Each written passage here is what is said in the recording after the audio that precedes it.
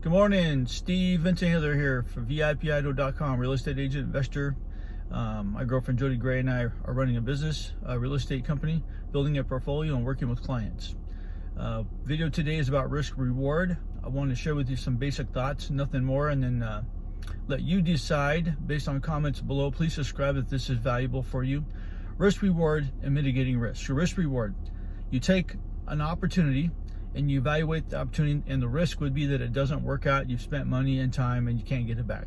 The reward would be if it does work out, the success is there and you feel great and you move on. So you have to decide whatever facet in life you're in, business, personal, sports, whatever it is, work, if you're just working, whatever, maybe you're trying to do what I'm doing right now, prepare for a car show down the road. The risk is I'm going to spend time and money and it may not work out. If you're willing to accept the risk, then I think it's the right move to make. If you're not willing to make the risk because the reward's not great, that's fine too. I think oftentimes we take the risks, but we don't measure the reward. And I think what happens is that we put this out there with the expectation that lots and lots of people are gonna come our way, and when they don't, you like get depressed and drop off a cliff mentally because you're like, why did I do that? I'll never do that again. So I think when you go into something, you have to know your craft, your trade, whatever you're doing, your hobbies. You have to understand the relationships that you're in. You have to figure out trends based on what's gone on before. And then you say, look, this is a risk I'm worth taking, or no, this is not a risk worth taking.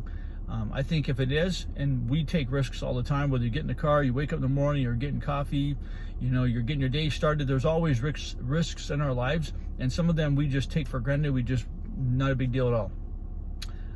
Professionally, you're trying to expand a business, or you're trying to elevate yourself in the company, whatever that may be, there's a risk because there's outcomes you can't control. You can't control you improving.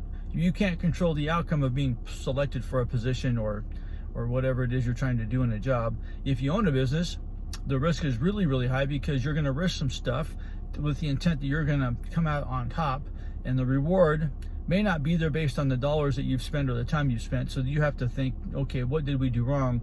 Rather than taking the other approach was, we're not going to do that again. So I think when you take a risk, and a risk is involving some kind of change, I think you have to be committed fully. You have to be all in. And then what you do is you measure the implementation of that risk.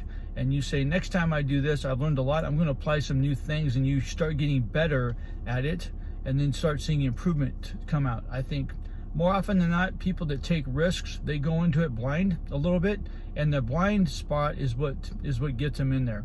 Mitigating risk. Mitigating risk is about being more or less risk adverse. So you have a problem on your hands, and the decision is not going to be good. So you want to mitigate anything negative happening to you. You want to mitigate the worst case scenarios. You want to mitigate the negative outcomes. So you evaluate several different opportunities, and you look at what's the biggest risk I have to deal with, and how do we overcome that. Then once you get to the point of, I think I've mitigated all my opportunities, I think I'm good with any decision that we make, because I think the outcome is going to be in our favor, or it's going to really not be a good outcome at all, but I'm willing to go through this process because when we get done with it, we'll be better off than we can. The kicker is how you implement the risk. And that's where people, I think, also mess up, is that they think, I'll never do that again, rather than saying, okay, how did we did the right thing, but we didn't roll it out the right way. So we need to figure out the rollout here. What can we do better if this happens again? Because oftentimes the situation not present itself again, but something else might, and the process doesn't change. So those are my tidbits on risk reward. I think every single day, all of us take some risks. I think sometimes we built in our mind that it's common sense, it's going to work out because it's been done before and it's not going to be a negative. So when you're thinking about risk, whether it's personally, professionally, business or not, you have to weigh the reward based on what your expectations are. And if the expectation isn't as great as the amount of work going into it, again, that's a risk. You have to weigh that whole process to see what's the best move for you. So anyway, appreciate you watching. I usually put I want to put video content out there that I think would be beneficial.